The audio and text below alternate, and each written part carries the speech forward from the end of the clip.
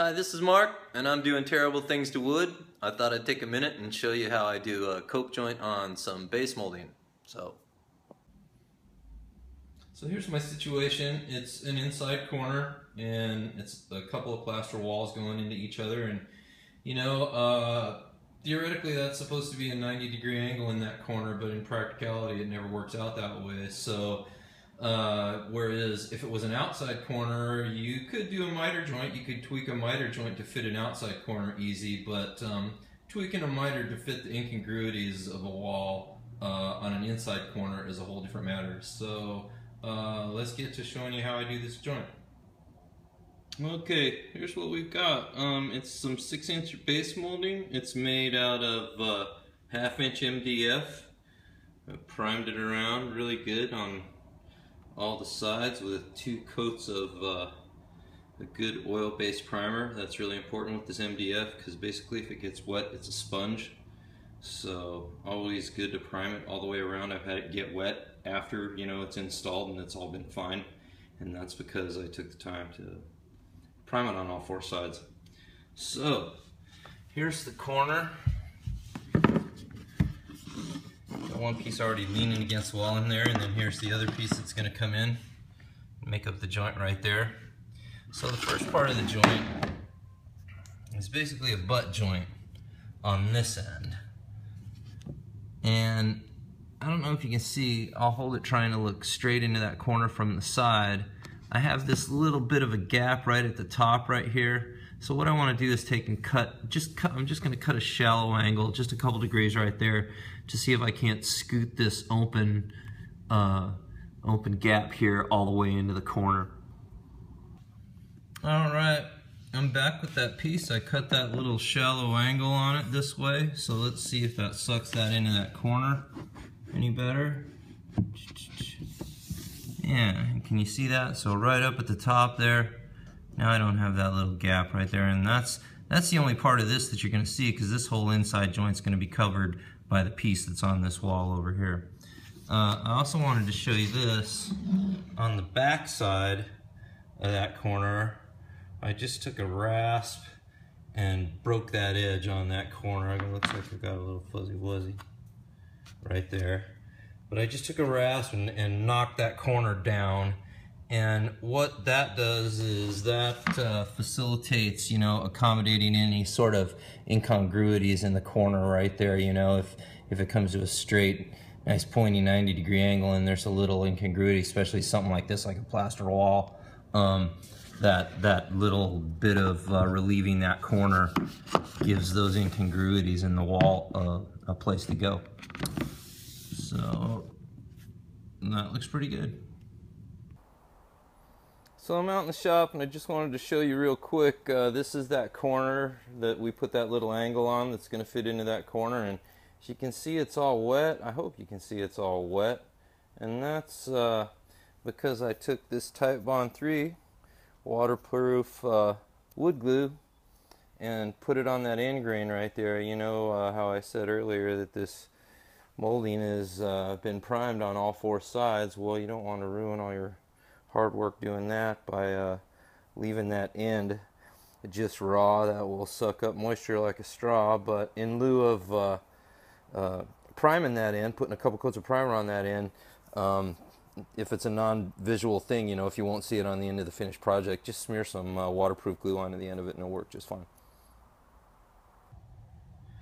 So here's that piece that we were just working on, that we cut the angle. It's sitting nice and snug into that corner right there. Got it all fastened to the wall along its length, going into the studs. I've got the 2 end fasteners. I filled them in with some putty. We want to not give the water any opportunity to get into that fastener hole. But I also located those fastener holes so that when this other piece comes in on the side, they'll be covered up by that end of that piece as well. So trying to take the opportunity to be a little bit redundant here. Anyways, so this is that piece that's going to be coming in on that other side. So we start by doing the same thing. It's just got a regular 90-degree butt joint cut on that edge, and we'll start right there, bring it into that side, and we've got that gap like that right there. So we'll take and we'll cut we'll cut this angle because we want this to snug in real nice and smooth into this other piece right here. So I'll go work that angle here a little bit and we'll be back. Okay, we're back. I've got this piece here. I cut the angle on this so that we had a cleaner joint going into this end piece here, and that looks pretty good. But you can see up at the top, here's where we want this cope joint to be. That's totally not acceptable right there. So what we're gonna do is we're gonna go out to the chop saw and we're gonna cut a 45-degree angle. And if I come up here, I'm gonna show you where we're gonna cut. We're gonna cut from this corner right here out this way, and we're going to make that cut at 45 degrees. So that cut will come out from this corner and around that profile and straight down this edge right here, so that that'll be chopped off at a 45-degree corner. And then I'll show you what we'll do with that. Okay, we're out at the chop saw, and I just want to show you a couple things real quick. Remember this angle right here on this board, we tweaked so it would fit nicely up against the piece that it was going to butt into. And you can see right here, that's not much of an angle. It's, you know, about a degree, maybe 3/4 of a degree. So we'll leave the chop saw set at that angle setting. But if you notice over here, we came and we tilted it to a 45-degree angle. So relative to the piece, I've got that bladed at a 45-degree angle. So I'm going to make that cut, and then I'll show you what's next. Okay, so here's that piece with that 45-degree angle cut on it, and here's what I want to show you.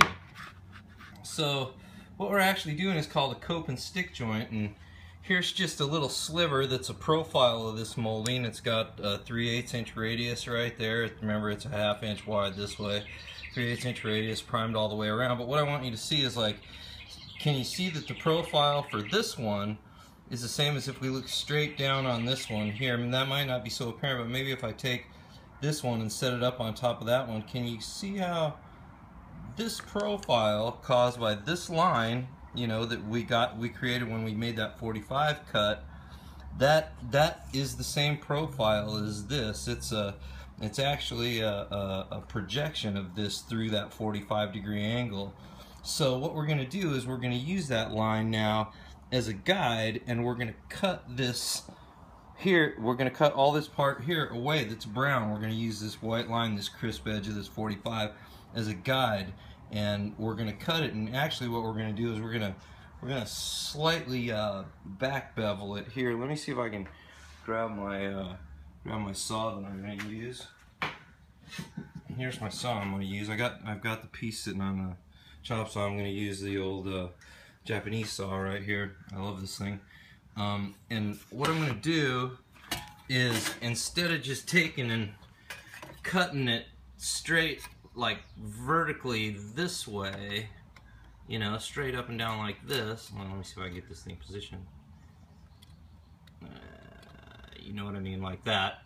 I'm going to back bevel it. I'm going to back bevel it a little bit this way. So, and that's very important to back bevel it. You don't need to do it much. 5 degrees is plenty usually.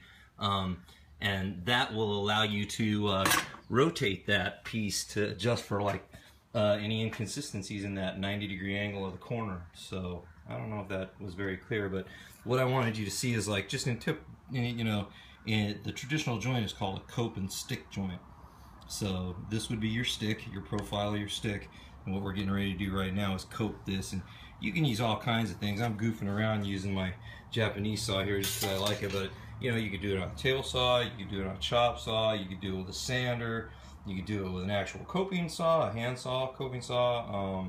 But this is pretty straightforward here, simple profile. So I'm just gonna go ahead and keep playing around with my Japanese saw, and I'll get back to you when that's done, show you how it fits. Alright, so I'm all coped in here. I put that piece of blue tape on there so that I could help see my line a little bit better when I cut it, but you can see that it's got a slight back bevel to it along the whole way too, and just cut around and got the little profile that's in there. This is just about the simplest profile that you could ever do this with. You know, that's what makes it a little bit easier to show it to you. But just to show you how, take the other piece of the molding, and you can see how this molding just fits in here just really nice. Okay, so I'll take it in and glue it up, and then we'll show it to you. Okay, so here's our piece with our freshly coped joint, and let's see how it fits. And slide it in here and see. Oh yeah, that looks pretty good. Okay, see how nice and crisp that line is right there? Pretty hard to do that with a miter. And the beautiful thing is like we're saying, if this corner was off of 90 degrees, watch, I'll rotate that coped piece, and you can see as I rotate that piece, you know, you can see that angle changing back there, but look at how that line stays nice and crisp. So, you know, that wall could even move around a little bit on you, and that joint should stay nice. So that's what it looks like up on the top right there. A little bit of caulking up that corner right there and some paint, and it'll look great. So there you go.